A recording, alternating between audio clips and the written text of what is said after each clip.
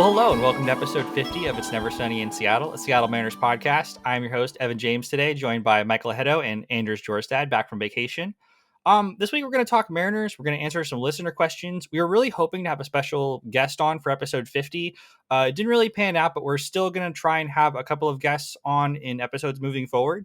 It's good to grow the podcast, get some new perspectives, talk to some different people who have different expertise about the Mariners, about baseball, and just get some more diverse opinions. Not that there's anything wrong with us, but just that we represent, we're all Mariners fans. We're all men. Obviously, we can mix it up a little bit, right? So we're gonna do that in the near future. But we're back. The boys are back to talk some Mariners, and I think we'll kick it off. First things first, let's talk the brawl of the century, because the Mariners decided to literally kick some ass the other day. Durs, did you actually get to witness the brawl? I know that you haven't caught all the games recently, but did you manage to catch that?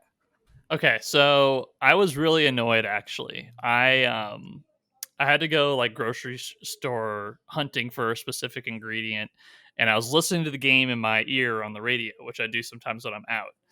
And I went into a store, I think it was like a Target or something, and the radio feed completely dropped the second Winker got hit. Like it was like, oh, Winker got hit, and then like Riz was talking briefly about how he was upset about it, and then he's like, oh, the benches are clearing, and then it dropped. And so I was very upset. I was like, man, I have no idea what's happening. I don't know what's going on. So I had to watch, like many of us, the John Boy breakdown to find out what exactly happened. I also went to bed early the night before, so I never even saw the Swanson unintentional pitch inside to Mike Trout.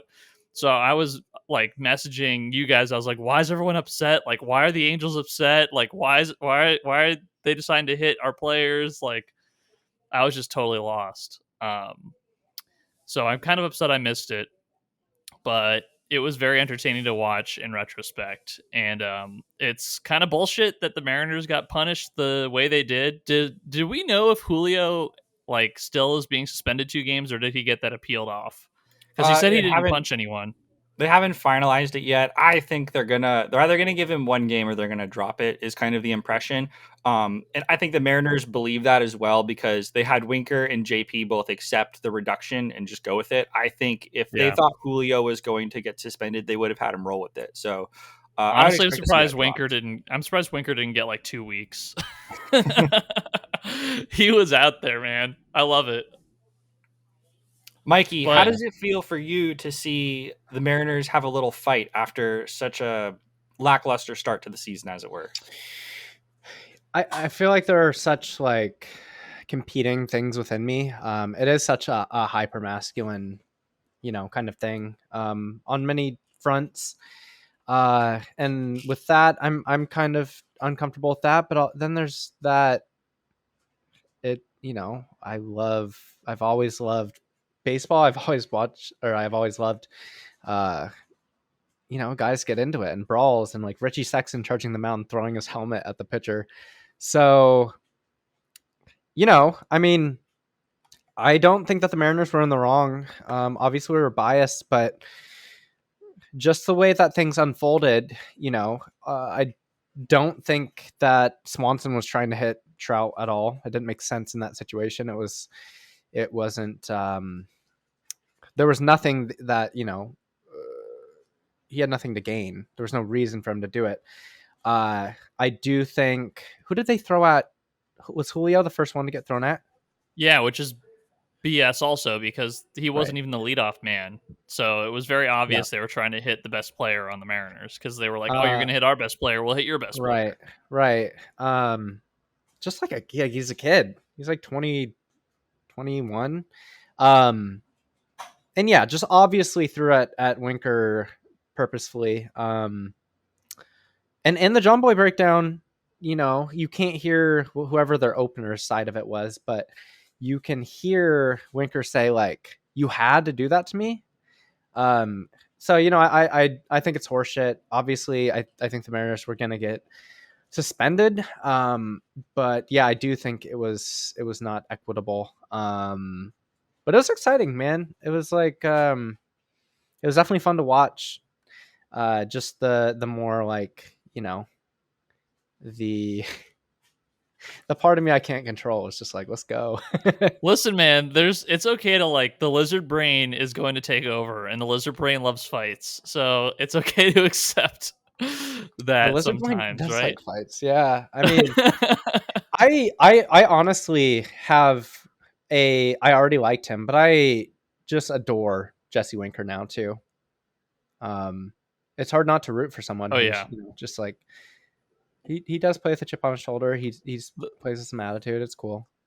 the funniest thing was when Rysel Iglesias was throwing a fit at the umps, and Jesse Winker was like trying to charge back out there, and someone had to wrap him up, and they're like, no, he's yelling at the umps, not you, and he's like, oh, I was ready to go back out there. It's so funny. So yeah, it's a good time. It is a bummer. It's kind of bad timing. I think we're 3.5 games back, like nothing. And we're losing, a couple pretty key players. So Don't give me hope, Mikey. I can't take it. we're gonna do as we always do, and don't worry, we have Carlos Santana. We'll get into that. Yeah, can we talk about that, Evan? Yeah, let's get right into Carlos Santana because obviously Ty France went out with the elbow injury of some kind. He got a hyperextension ligament, I want to say was the actual diagnosis, but what's unclear right now is if he's going to be gone a month, if he's going to be gone 2 weeks, or if he's going to be out longer than that. But they have the Mariners traded for Carlos Santana, who gets to actually play for the team this time. His fame with the Mariners prior was being trade bait for a couple of hours. He was in the Malik Smith shuffle, right? Yeah. Like that's Was he? I down. thought no, he was in the JP Crawford shuffle. I think him he was a for JP. Mariner. He was a Mariner for like 10 days. Yeah. And then we flipped him for Edwin Encarnacion, right? Yeah, that was weird. Yeah, man, so many names, some guys. But yeah, so the Mariners have a new first baseman in the interim. He is interesting. He got written up on Fangraphs as a guy who's Expo Bacon, and just his results with off-speed stuff have come up over the last month or so. I'm really interested to get your take, Durs, on both him as maybe a piece going forward, but obviously as a replacement for Ty France in the interim. I mean, it's a half-year rental because he's a free agent at the end of the year of a league average bat. And honestly, like that's the kind of the perfect player for Dipoto to have targeted because he was going to be hella cheap. Also because the Royals were desperate to get Vinny Pasquantino up and to get him a spot to hit in the lineup. So the Mariners are very shrewd to take advantage of the Royals roster crunch because they also have Nick Prado at first base and they have MJ Melendez who's pushing for playing time with Salvador Perez. So like they've got so many catcher first base types that they kind of had to do something. So to have Santana, be the odd man out makes sense for them. And for the Mariners, it's like we need league average bats, unfortunately. I said this on Twitter, like this is not a trade to be excited about, right? Like I wasn't like jumping through hoops like, oh my God, we got Carlos Santana, but it's a necessary trade. And it's good to know that Jerry still knows how to pick up the phone and that he feels a sense of urgency as well. So this is kind of like, this kind of reminds me of like the Robbie Ray signing in this way only. This was necessary. Now let's do the extra step afterwards, which Jerry didn't really do after the Ray signing.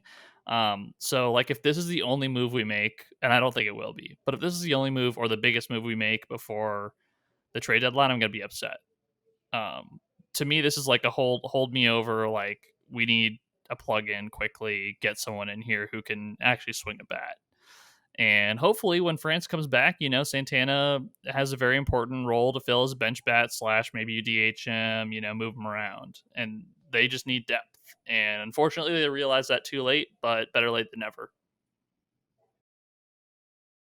Agreed. Mikey, do you see anything specific about Santana that you're excited about? Obviously, replacing one of the 2 to 5 best bats in Major League Baseball so far this year is a tall task, but Santana does have some underlying stuff in the numbers this season that indicate that maybe he's on the upswing, maybe there's some power to be unlocked, and that he's kind of finding that peak form that he had a couple of years ago. I mean, first is that maybe literally, I haven't checked, but like he walks more than almost anyone, which is a trait that the Mariners really value. Yeah. So C to Z, baby. Yeah, I think you start to when you have him, when you have Adam Frazier, even like guys like Julio, they have pretty discerning eyes. You drive pitchers pitch counts up. You have peskier at bats. I think that really should raise his floor. There's also that he had a 316 WOBA in 2020, which is like league average, 294 last year, which is well below league average, and right now it's probably about league average. So he's around a league average bat. I mean, I always wonder if there's anything that they can kind of tap into. He has 36, but I think part of the differentiation in xWOBA and WOBA is that they shift him, So like, let's see how often. 40. Oh, good God. 98% of the time, I believe. So yeah, if I'm looking at that correctly. So yeah, he gets shifted a lot, and you lose a lot of singles, and it just affects your kind of your headspace. So I think it's a great addition in terms of adding someone who's not. I can't even think of a I don't know. Casey Kochman. Mike Ford. Exactly. Like, I would much rather watch Carlos Santana than Mike Ford. And again, I think it's good to have older guys in the clubhouse like him who have been around for a long time and have been really good. So yeah, hopefully he can be an above average bat, but I'm not expecting too much from him. And like Durs said, I will be, pretty disappointed if this is like the move, but I think that is highly unlikely. In terms of you guys both saying you'll be disappointed if this is the move, what other moves specifically are you guys thinking of? Are you looking for a pitcher? Do you want them to add a second baseman to kind of bump Frazier? What is it you guys have in mind? Whoever wants to go first. I don't think they're going to bump Frazier. I think Jerry made a pretty big point of like going to get Frazier. And we were saying all offseason, Frazier is better if he's the bench bat or if he's like the, send him around all the positions bat. But I don't think they're going to do that. I would obviously mostly I want them to get another starting pitcher. Like if they go get Montas, that'll be pretty rad. Or someone like that, I would certainly welcome another bat, especially in the outfield right now with all the injuries they've had. Those are the two places where they need help the most. Yeah. I think you can easily fit, an outfielder. I do think you should push Toro down to AAA and Frazier into Toro's role.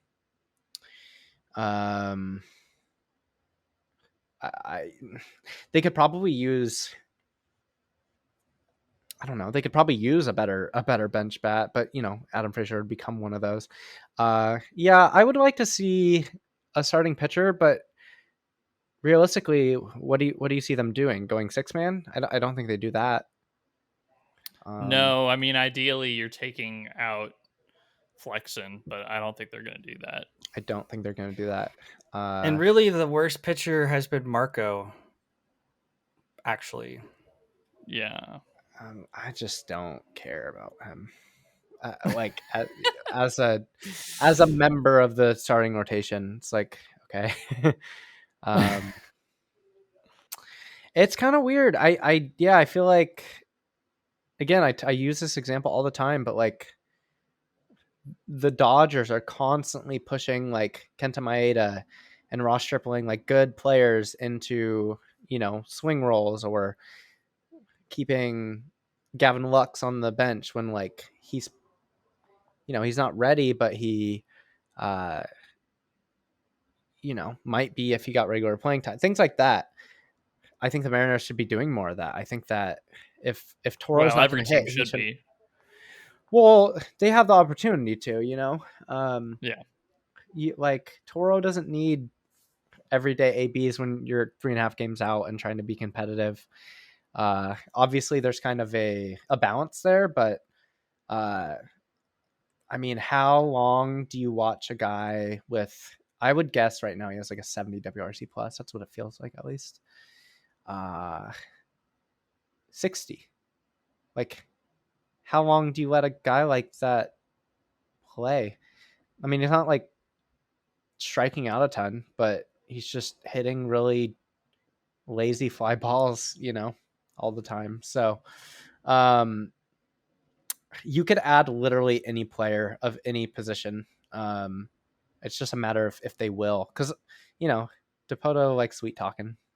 I think he could find a way to be like, well, we feel really good about the position that our players our starting pitchers are in through the end of the season, and we feel like we're going to be getting some reinforcements, so that's why we went and got fucking, I don't know, Marco Scutaro.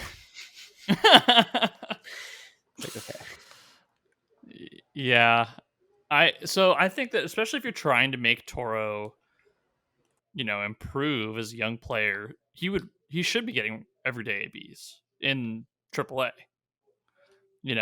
Like he's better suited getting everyday ABs in AAA than playing 3 times a week in Seattle, if the goal is improvement. But I guess, yeah, unless you trade for somebody like who takes those ABs from him. So that's like, do we even have Donovan Walton anymore? I think he's gone for good. Donnie Walton plays for the Giants AAA right now. Well, we've gone back and forth with so many of their guys that I've forgotten like who we took back and who we that's super left fair. with them. So, but yeah, so I think that getting a second baseman would be cool, but to me, not the priority. And I know that you say like, oh, what are they going to do with the starting pitching? Like, fucking put Marco in the bullpen, or I know they won't, but like, take one of those guys, make him a long relief guy. That's like, if you want to get better, that's what you have to take the players that are not good and put them in lesser roles. Yeah, that's they're not how gonna, it works. Who are they gonna do that with though? I know. That's the problem, is they should do it with Marco. They won't, because of the whole veteran status, bulldog mentality, and who he is. But and they his should. Contract. Yeah, and his contract. But they should. They would do it to probably, like you said, Darius Flexen instead, even though he's pitched better and doesn't actually deserve the demotion as much. You could make the argument. You can make the argument that contracts being public knowledge is actually a problem for this reason. Because it's a bad look when the team takes a guy who's earning $7 million and is on the books for another 4 years, and you put him in the bullpen. But if we didn't know that, like if we didn't know what Marco was making, like they would have no PR hit from doing that, because it would be like, yeah, obviously Marco's not pitching well, so he's being replaced. They did give up Tyler O'Neill. Yeah, but like, see, this is the sunk cost fallacy, right? Like, you're only playing this guy or keeping this guy around because you gave up so much for him before. But in doing that, you're making yourself hurt more now. But that cost is paid. Yeah. Yes. Let's not overstate it though, because we should be clear. The Mariners' starting rotation has the lowest ERA in the majors over the last month. That's true stat. Marco has pitched. The metrics hate Marco's pitching. Like when you're on Fangraphs and you read about his stats, they just don't like him. It doesn't believe in his underlying skill set, but he somehow keeps managing to get through 6 innings, 7 innings, giving up less than 3 runs. I don't know how he's doing it, but he just seems to continue to be more valuable in real life than he is on paper, so to speak. And yeah, it does complicate things, because if you were to trade for a starting pitcher, nobody's been bad enough to demote consistently or recently. Like, probably the easiest guy to demote is Kirby, because A, you're going to run out of innings from him in a short order anyway, and B, he's actually been the shakiest in terms of like getting blown up. Obviously, he gave up 8 runs to the Orioles the other day. But I want to touch on something here real quick, which is that both you guys said, hey, like, a pitching addition might be nice. The reason why they might not make a starting pitching addition is because Robbie Ray has improved dramatically since adding a third pitch midway through one of his meltdowns, seemingly a couple of weeks ago. Mikey's written about it quite a bit. Mikey, will you talk about Robbie Ray's two-seamer and his newfound success? Because we seem to be living through a new era of Robbie Ray. I sure will. Let's see. About a month ago, I talked about it here, but I wrote about how Robbie Ray was adjusting to maybe never, sitting 95 again. And probably within 2 weeks, a week or two, a week and a half or two, he already, started to look pretty different. How he looked before, during his first change was lots of sliders, like more than 50%, and then fastballs. Then he added a sinker. It just came kind of out of nowhere. Like, he hasn't thrown it consistently since 2015. So, it's 7 years gone. And he's mixing his pitches more. And I find it really fascinating because when you look at Robbie Ray, clearly he's just trying to make something work. And when you look at him, it's like your best pitch is your fastball. Your slider's pretty good. It's not working to throw just those two pitches. You could say throw more changeups, but then you're basically saying throw a bad pitch so your good pitches, play better. You could throw more curveballs, but when it does get hit, it gets lit up. So I think that's kind of why they went with this. And I part of the reason I find it really interesting is there's a clear, delineation of where he's locating his sinker and where he's looking his fastball and slider. So he's throwing his sinker off the plate to his arm side. He's throwing his fastball elevated at the top of the zone to his glove side. And then he's throwing a slider down and below the zone to his glove side. And really what he's done is, he's really just pitch tunneling. That's the nature of what he's doing. Is like, before hitters are looking, okay, I think as a hitter, you can say, okay, I'm looking to the top of the zone. Is it a fastball? No. Is it a slider? Well, no, that's not the question. It's like, is it a fastball? If it is, swing. If it's not, it's probably a slider out of the zone. And yeah, I don't think that was effective. I touched on in the last part of the piece, but I'll let y'all respond before I get to that. But he's not locating optimally. And so now hitters have to say, okay, is he throwing off the plate? Is he throwing at the top of the zone? Or is he throwing, sliders below the zone? So, I think his fastball is still a superior pitch, but it's giving hitters another look, which is always helpful. And it is kind of an interesting pitch in terms of, it's got kind of weird shape. It doesn't get as much sink as sinkers, but it gets more sweep. So, he, like I've written about before, he's creating that weird angle to the plate where the slider it doesn't get much glove side movement, but he is throwing from a wide release point. And so it creates that kind of synthetic sweep to the plate, and his sinker is moving the other way. So, I think they're trying everything. What Mikey said. Let me ask you this. Mikey always gives us the granular deets, but let me ask you in a wider sense, has what you've seen from Robbie Ray over the past couple starts, does that give you hope that he can be the guy who he was supposed to be? And do you think that this version of him has that capability? Well, let's caution this, right? The last 3 starts have been against bad offenses, right? The Orioles, A's, and someone else who was bad. The Angels, maybe? Yeah, they're not good offense either. Juggernauts. So, like, yeah, this is good.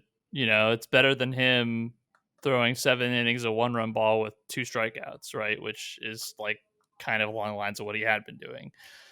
But I will wait until we see him do it against a real offense.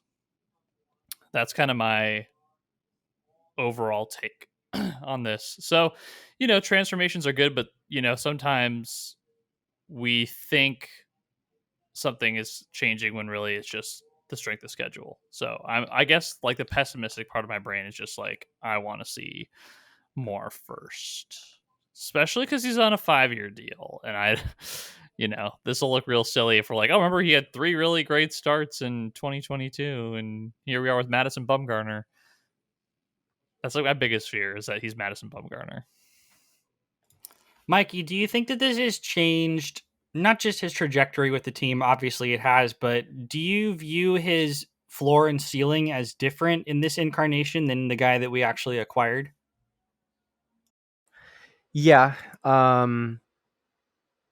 The sinker. Well, I'm trying to think. Let me pull up his balls in plays percentage. Well, I was gonna say, it limits his. Oh yeah, I will say it should limit his K percentage a little bit, but not as much as I would have thought. Because he throws a lot of balls with his sinker. 41% of his sinkers are thrown for balls, so it's kind of interesting that it's his main pitch now, or at least it was. I don't know if it has been for the last start or two. But yeah, like if he's not going to be an elite strike thrower with any of his pitches, it's hard. Because last year, in terms of CSW, he was above 30% with his fastball, barely, and his slider, and his curveball is like 40%. It was like, it was a get me over pitch, but an elite one. This year, he has one over 30, and it's a slider. So, to me, it's like,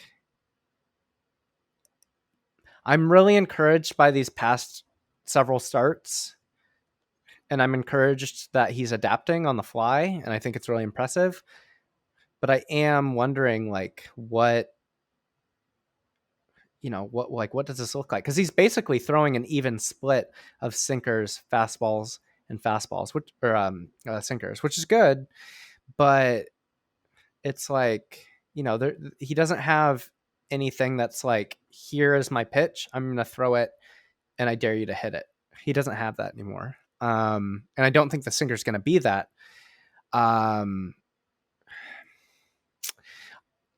I guess the thing I'll say is the thing that I touched on in the end of my piece is that I think it's a matter of optimizing where he throws. I think the fastball, rather than throwing it glove side elevated, I think he should throw it, either arm side or at the top, like the vertical middle. No, the vertical top and horizontal of the zone. Basically, he should move everything he's throwing except his sinker to his arm side a little bit, because lefties don't chase his slider when it's down and away and out of the zone. Righties do sometimes, like back foot sliders, but not very far. And I don't think that he has the command to be able to throw it how he's doing it now.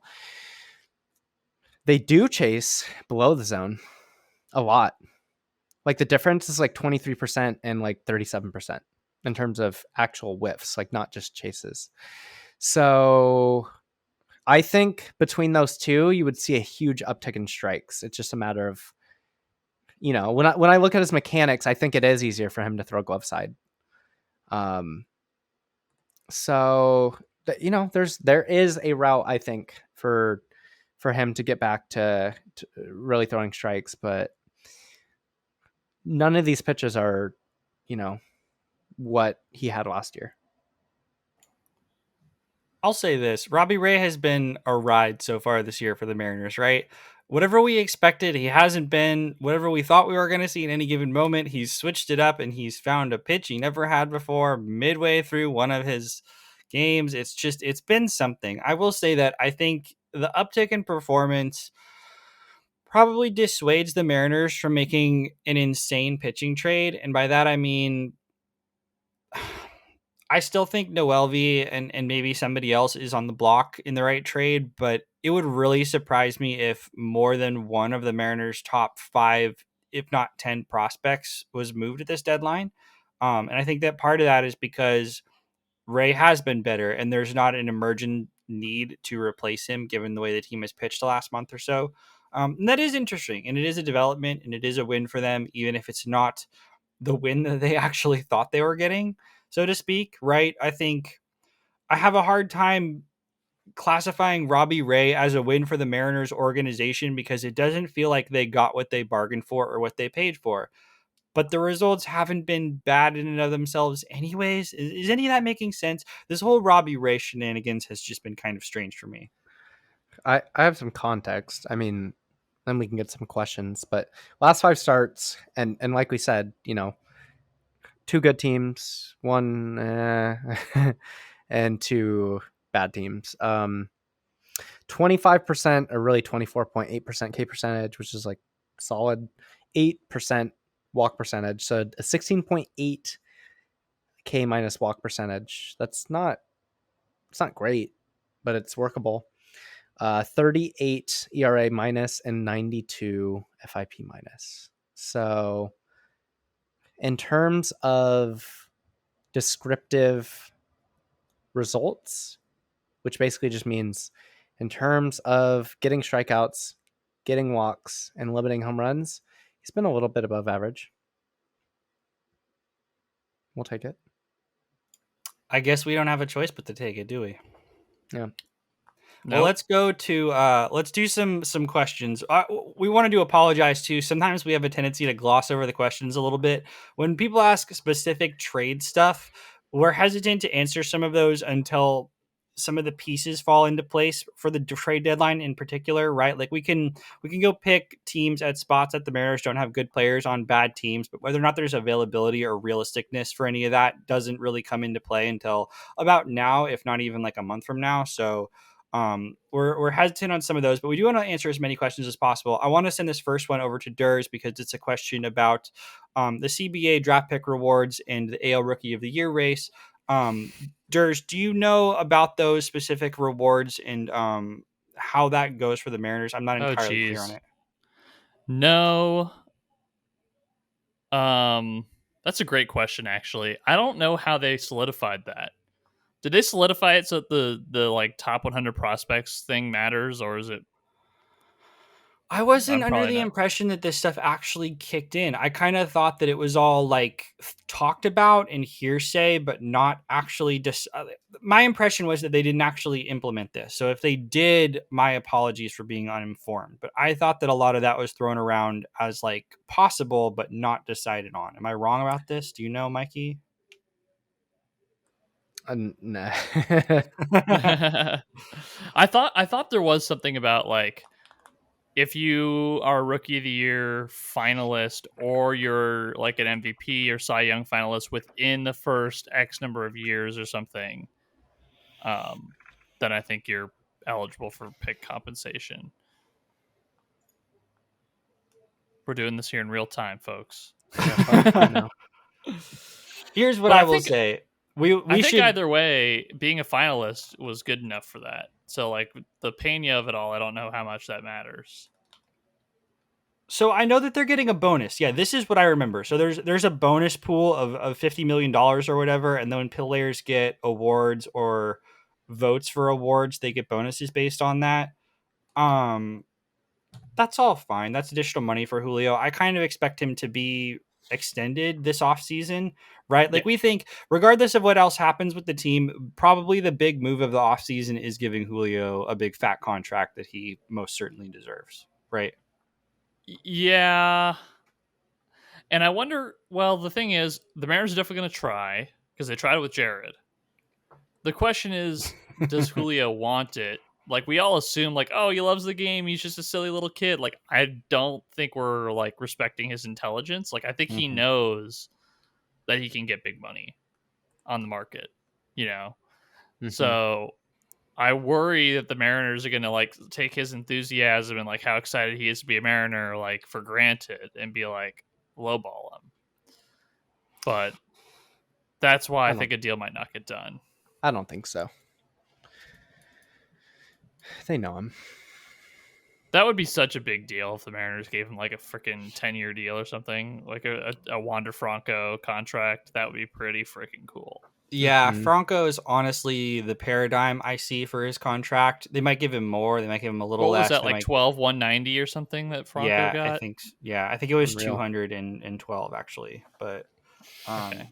yeah, I could definitely see that for Julio. And again, he would deserve it. He's the team's best player. It's very I think we should state not only is he obviously special, but it is very unusual for this to be a discussion point. For a rookie to come up, be rookie of the year, to be a team's best player, and to immediately be extended and to be the face of the franchise, He that's like uncommon. he might be a 5-win player this year. Like he's pacing for a 4.5 win season. Well, on Fangraphs, he's already got 3 wins in Baseball Reference, but he's only getting better now. Like that's with a trash April baked into it. So Mhm. like I think it's very easy he could be a 5-win Fangraphs player and a 6-win Baseball Reference player this year, which is just absurd.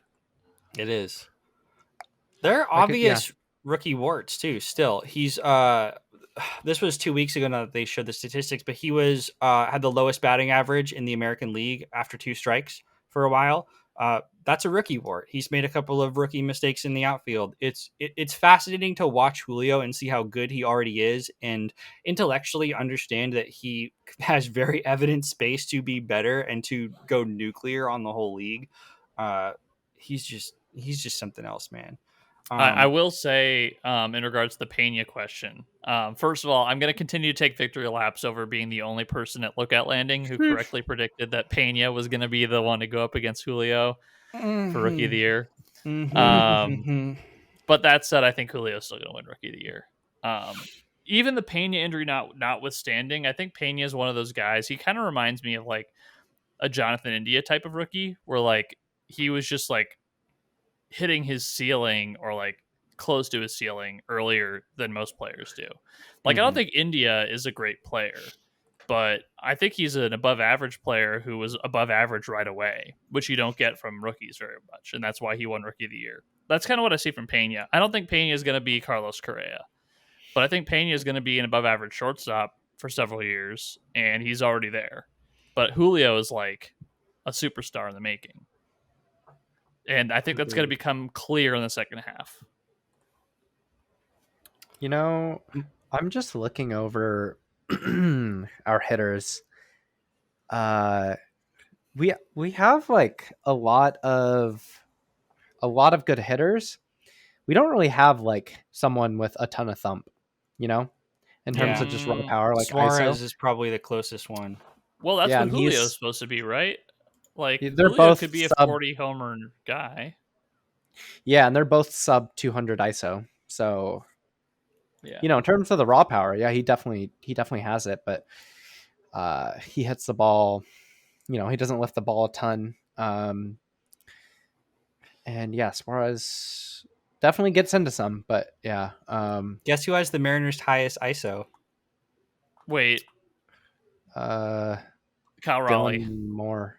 Oh, Kyle that was my Lewis. next guess. Oh no. Technicality, obviously, but yeah. I was gonna here say we small are. sample. Yeah. Oh, that sucks. And next would be Mitch Anyways. Haniger, who also technicality, small sample, and then Cal Raleigh and Taylor Trammell, All which right, I was is close. not a fluke. We should have a good We should offense actually- this year. We should talk about Taylor Trammell for a second, who obviously is injured, which is a huge bummer. But the power, the approach at the plate, I Mikey, love him. you tweeted a little bit about his hitting off speed stuff. Can you elaborate a little bit on that?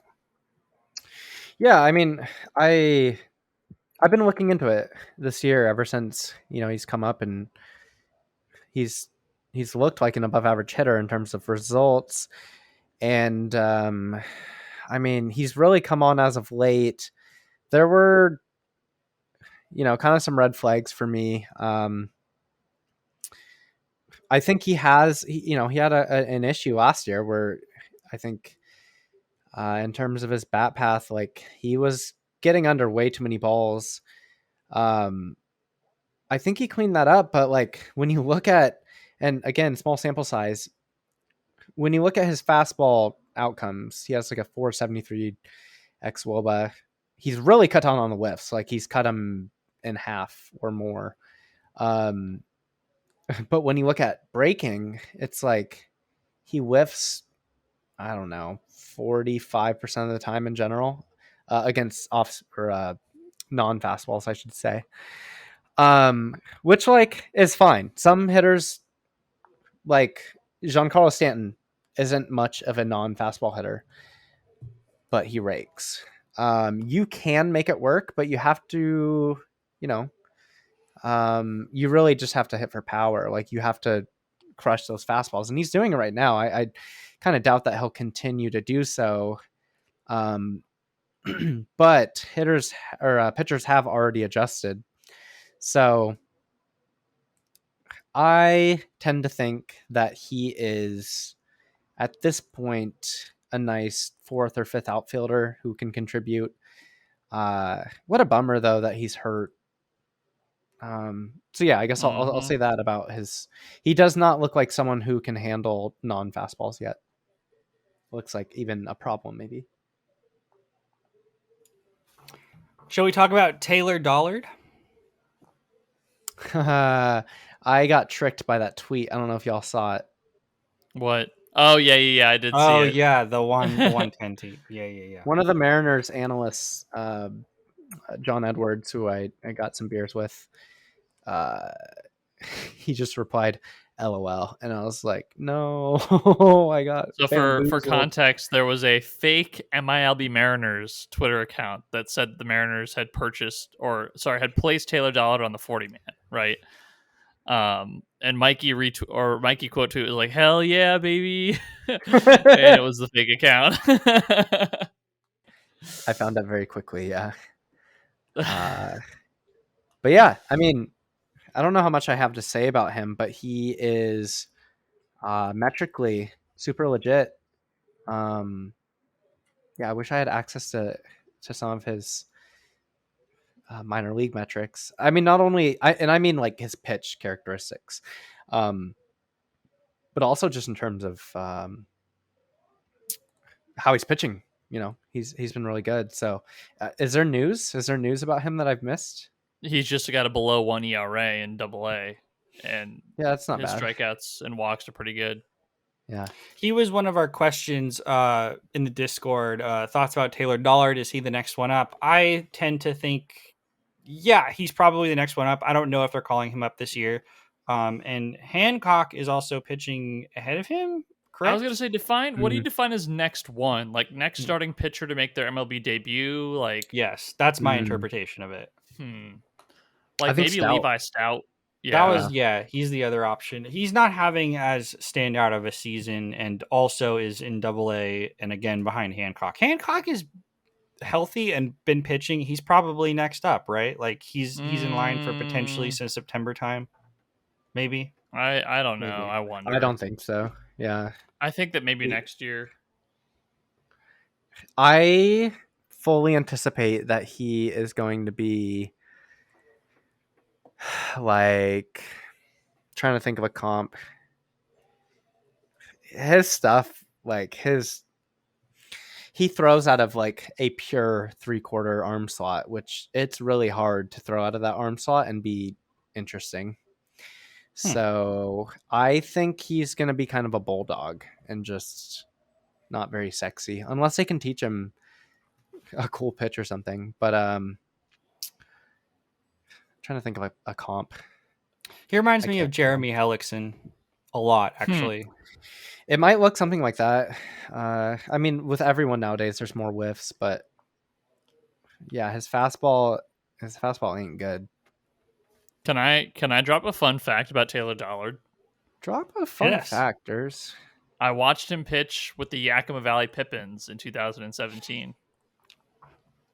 Damn, what's a Pippin? Where'd you catch a Yakima Valley game? I was the broadcaster for the Bend Elks. Was it in Yakima? Yeah, it was in Yakima. Yeah. He was pretty good. I also saw former Mariners draft pick Damon Casetta Stubbs that year. I also saw current Mariners farmhand Trent Tingelstad that year. Yes. And former Mariners farmhand Austin Shenton, who was very good. LOL. Current Rays prospect. Yes, and I think he's Yes. doing decently now too. We But traded him for Shaggy with Shaggy for Diego, right? That was how that went. Yeah, yes. Castillo. Yeah. But yeah, Dollard is interesting. I'm maybe more interested in Bryce Miller, but Oh, that's okay. That's the next guy up, I think. Actually, he's in like high A though right now. yeah, but like I feel like they're gonna fast track bullpen him, and then they're gonna put him like they're gonna. I feel like they're gonna brash him They could. and then put him back I in the know. rotation Yeah. because We shall see. he's got really good stuff. Yeah, he's legit. Anyway, I think we'll do one more question today from King Hippo, and then also Aaron Parker kind of asked the same thing. He asked, "How are the kids doing? Any breakouts or disappointments brewing?" I believe he really means next year. He said 2022, but I think he means 2023. And there's also a question about prospects, about Noelvi being out of shape and potentially dropping, Edwin Arroyo surging. I think everyone can kind of give their 2 cents on this, but in general, the Mariners minor league system is not having an incredible season. They're not having a bad year by any stretch. And obviously we've talked about this before. They graduated to top 5 overall prospects last year Right. / this year. So they were never, and that's not including George Kirby, who also graduated, Logan Gilbert, who also And graduated Gilbert, last yep. year. Like realistically, all of the major talent was in the high minors, has moved up. Basically everyone who isn't Emerson Hancock is below AA. Hancock is like the only interesting prospect at AA kind of right now, unless you're really interested in Joe Rizzo, I guess. So here's what I'll say to the question from Aaron specifically, and he also asked, should M's fans scratch out some names and pencil in some others on their 2024 future Mariners dream team roster graphics? So here's what I'll say to that. You should never pencil in a player who hasn't hit AA yet. I don't care how good they are. If they're below AA, don't pencil in anyone. In your brain, on paper, just like you can think about them and be like excited about them, but don't like consider them a part of the future plans until they've hit AA. And Marte until is a they've good hit in AA in particular, because they can Joe Well- Rizzo it and hit AA and just be there forever.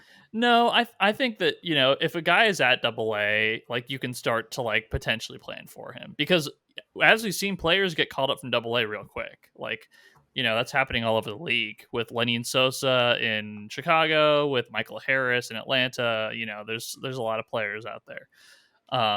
But I will say with Marte, like he's super young. I think he's still 20. And he's starting to turn it around with the bat. Like he's probably a third baseman, which is fine because I think that was the thought anyway, was that he was going to be a third baseman. So I'm not really concerned with the defense. But I understand that like, that puts more pressure on his bat. His bat has been like, I think is it like a 108 WRC plus in high A. Like I don't think this is like panic worthy. He's not like striking out 40% of the time with like a 70 WRC plus. Like this is not like, my worry-o-meter is not flashing red right now. To me, this is just part of the evolutionary development. And if you loved Marte before, you should still love him now. But if you like me, like I always thought that the pushing up Marte to like top 10 prospect overall status was super, super quick. Like I thought it was way too brash to put him up there. And I think that, you know, if he's a top 50 prospect still, which he is by most outlets, like that's still a very good outcome. And he might be like an above average third baseman long term, which is cool. I will say Arroyo has been very exciting, but I caution the same thing I just said about Marte, which is don't pencil him in as the Mariners 2026 shortstop or whatever, you know, until he's at AA. But he's been super exciting, and prospect heads are having wet dreams over him. So that's been kind of fun to see. Could have worded it anyway. I mean, it's true though. I think with Marte in particular, you're right that his ascension to kind of like a top 10, top 20 guy was really rapid. I think some of that was afterglow, a residual shine from just how astonishing the Mariners prospect development system was for several years back to back to back to back. And people saying he's the next Julio. Literally no one is the next Julio. Like, I'm sorry. It's just, that's not the way things go. We're gonna be hearing that for like 6 years, dude. Like X player is the next Julio. Like don't buy into it, you guys. No player is gonna be him, and that's fine. Like you can still have good players come through the system that aren't Julio. I'm the next Julio. I bet. Well, I mean, I can see it in real time. This happens with the Nationals fans. It's like, oh, so and so's the next Juan Soto. It's like you're never gonna get another Juan Soto. So appreciate the one you have. Mm-hmm. That's Mikey right. is the Julio of baseball analytics writers for sure. I will take that. I will. I'm going to be honest. I will take that. Stroke this ego. All I right. think he's an Alfredo. Okay. Alberto Rodriguez. I thought you were going to say Alfredo Aceves, which is funny. I don't know if I should tell this on the podcast. What do y'all think? You don't know the story, so just say yes or no. Sure. I don't know how All this right. is going to go, but let's roll with it. My sister was a Kappa Delta, and she had one of her sisters hook up with Alfredo Aceves, had a kid with him, and he basically was Oh my god. Like he's not in the child's life. So Oh dear. I think she might have just was giving her some money and was like, all right, there you go. Something like that. So shouts out to Yikes. Alfredo Aceves. Yeah. Go Cougs. Well, he is a relief pitcher, so his specialty is to show up when he's needed and then dip. So, I mean, I guess. Oof. Oof size pretty good. large. Yeah. All right. Do we have anything else we should cover today? Mariners wise, podcast wise, baseball wise. What do you guys think? Do we get to King Hippos? The breakouts and disappointments? Well, we just tried to cover that a little bit. I think he's talking about next year, so it's really about the prospects. If he's talking about this year, obviously the breakouts are. Well, if it's this year, obviously it's Kirby, Julio, Cal, right? Taylor Trammell. Yeah, Kirby. If we're looking at the farm, it's Arroyo right now. It's like the Edwin Arroyo show because he just popped into the Baseball America Top 100, which is really cool. He's like in the 90s somewhere. So that's a cool shout out. But again, he's a teenager. Otherwise, like again, it's been cool to see Hancock on the mound. I still think he could be something. So don't forget about Hancock, I guess. Otherwise, it's not like last year, like you said, where we don't have like a million super exciting guys. Dollard is like the other big one. Bryce Miller. Those are like all the big names, I would say, in the farm right now. Harry Ford has been decent, but he hasn't been amazing. The thing with all these guys is that they're so far away. The good performance means they're getting promoted from low A to A or from high A to double A. And that's exciting, but it's not the same kind of exciting as going to wasn't there who's that guy that threw the no-hitter for the Aqua Sox? He's been like a somewhat of a pop-up prospect, right? Oh, I have no idea. I'm not sure if I heard on. this.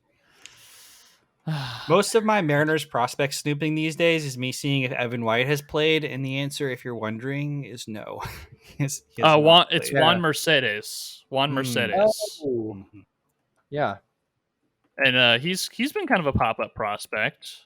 Now I gotta look up his statistics, but he's been like a guy whose name I've seen pop up on Twitter every now and again. While you pull that up, I do have Matt Brash is throwing, I think 97, like sitting 98 to 100. His sweeper is now 87 to 90, sitting 87. And in terms of IVB or induced vertical break, he's at like -1 with 14 inches of sweep. So I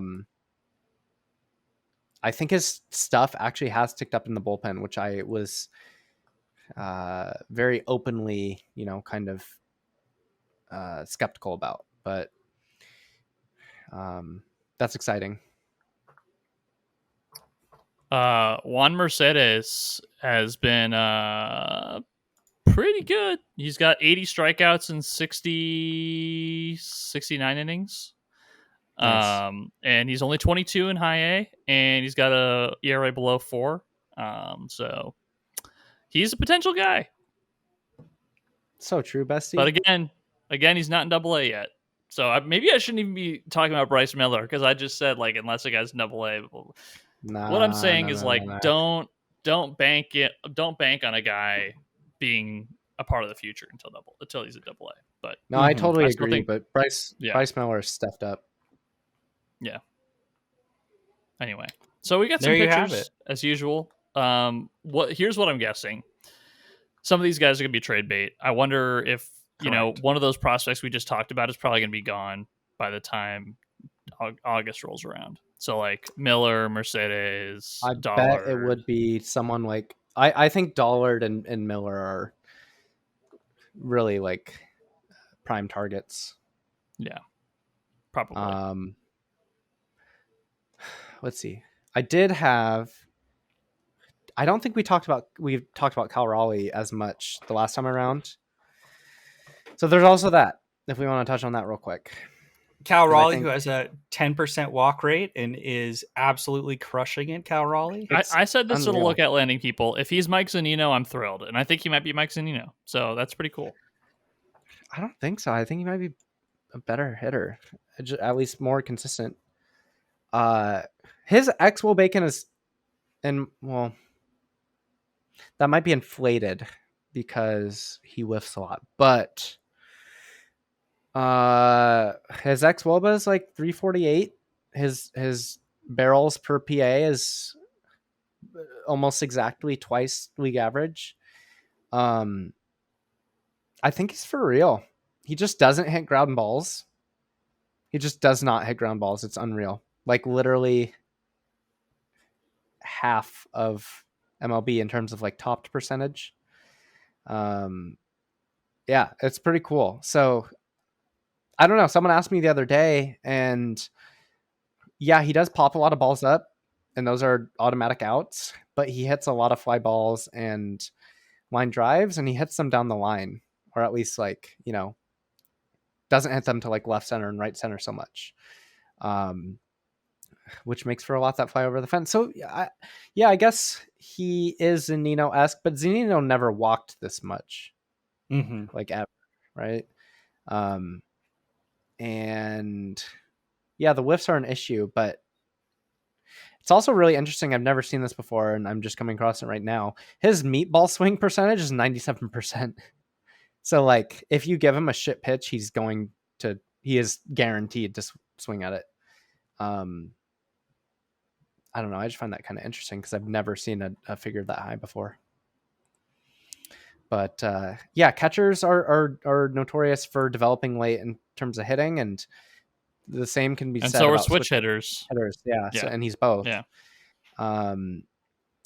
It would be a huge shot in the arm to get a catcher that can hit and frame and do everything just well enough. At the very least, we have a good backup catcher on our hands. So it's encouraging. And, someone who's worked with like Logan Gilbert a lot throughout the system. So good, like long-standing rapport.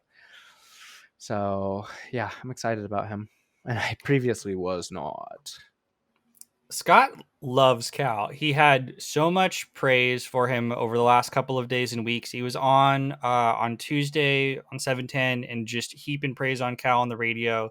He's really impressed with how he's grown into the pitching staff. Obviously, we talked a little bit earlier in the season about how Cal was essentially made the team as Robbie Ray's personal catcher coming out of spring training. That has not been a one-to-one thing. Obviously, Torrens has caught here and there, and Tom Murphy obviously got the lion's share of playing time once upon a time. But Cal has become the de facto starting catcher for this team. And I don't think, I agree, I don't think it should go understated or underrated what a development that is and what a win that is for this team.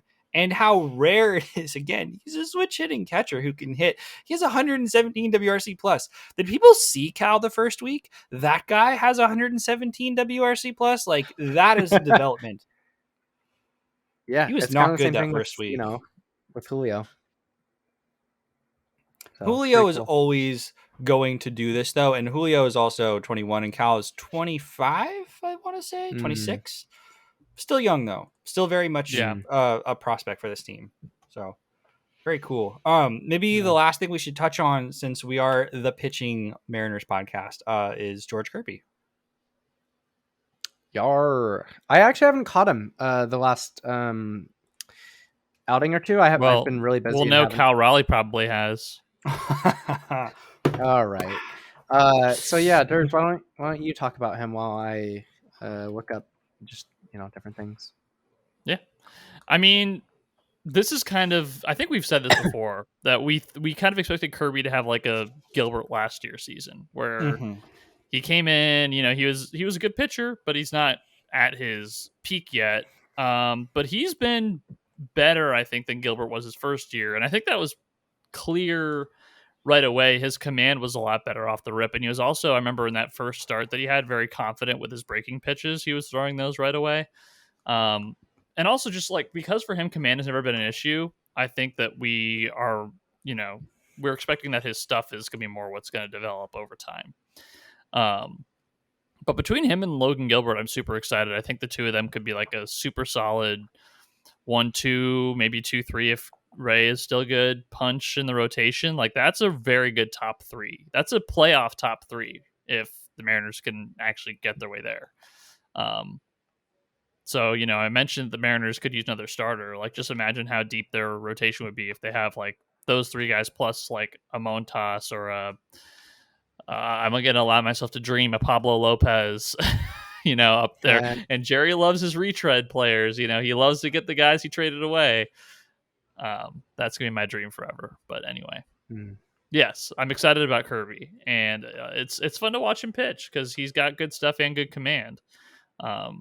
I think the stuff is like Mikey's told us before, mostly buoyed by just his fastball being super hard. And I worry in 3-4 years what he'll be like when he doesn't have that to lean on anymore. Yeah, I mean, I think... Yeah, I agree. I mean, I think the fastball, the shape's not great. We talked a lot about that with Joe. But it is hard, and I think that allows other stuff to play up. I think the slider is good. I think the changeup is actually maybe his best pitch. He just, I don't think, based on how he uses it, I don't think that he really has feel for it. But like, it is inconsistent, but it gets some pretty sick movement at times. And so, yeah, I mean, when I'm looking at his peripherals for his other pitches and just in terms of whiffs, it's pretty not great. Like his fastball, a fastball shouldn't really be your best pitch in terms of whiffs, really, like ever, unless you have an elite fastball.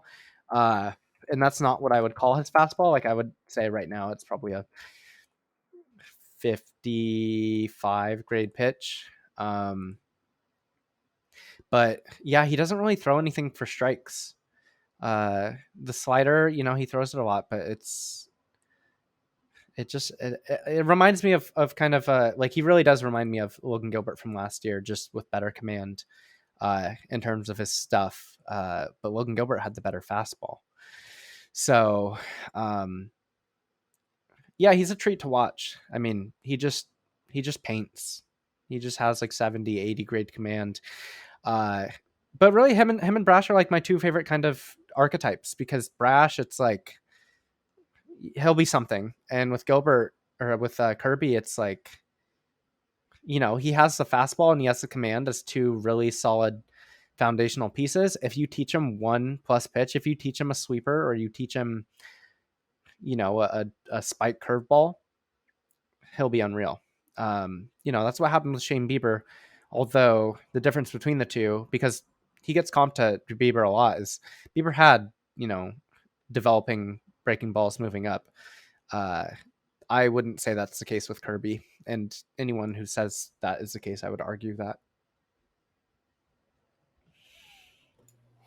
He's really fun to watch. I think that I feel super blessed because pitching is my favorite thing about baseball. And as much fun as it's been to watch Julio, obviously, who is a sensation in and of his own right, I think Kirby has been the biggest surprise and the biggest pleasure for me watching the Mariners this season has been his development. And I agree with you. I think that he is kind of like a tweak away from being even more special. But he's not a finished product, obviously. We saw this with Logan. He needed an off season to decompress, to check out all the data, all the TrackMan stuff on his pitching and develop a new plan and sharpen up some of the secondaries. I think that Kirby is on the same track. And he's ahead of schedule, frankly, because we kind of needed him in there, and he might not get to finish pitching the entire season, just given the way the innings worked out and his injuries last year. But there, I think that we got some comments today for the Lookout Landing podcast. It was "Don't be depressing," and I thought that was funny. But I do want to stress that we're having fun with this team because the prospects are panning out. And last year was fun, don't get me wrong. But last year felt like a lie often, right? Like banking the team's success on Jake Fraley walk-off walks in the 11th. Like, I didn't really want to do that long term. I wanted some of the kids to be good. I wanted Cal Raleigh to hit. I wanted Jared to hit. I wanted Kyle Lewis to be healthy. And the fact that we've gotten not Kyle. Freudian slip there, but we've gotten Logan Gilbert, Kirby, Julio, Cal, Taylor Trammell, all hitting on all cylinders is a really, really fun time for me personally, and just in the development of the team, I think. Absolutely. Anything else for today, guys? I'm actually really hungry, so I'm ready for dinner. Yeah, I'm tired. I'm gonna go study and shit something. All right. Well, I'm Evan. You can find me on Twitter at Evan James Audio. You can find Michael on Twitter at Kuya Mikey. You can find Anders at Anders Jorstad. You can find the podcast on iTunes, Stitcher, Apple Podcasts, Spotify, wherever else you get your podcasts, wherever it is you stream. I will also link that in the description or the write-up for the podcast as well. Additionally, you can find the podcast on Patreon by going to patreon.com/NeverSunnyInSeattle. Again, I will link that in the description. Thank you for listening. Go Mariners, and feel free to join the Discord, which again will be in the description links. So check that.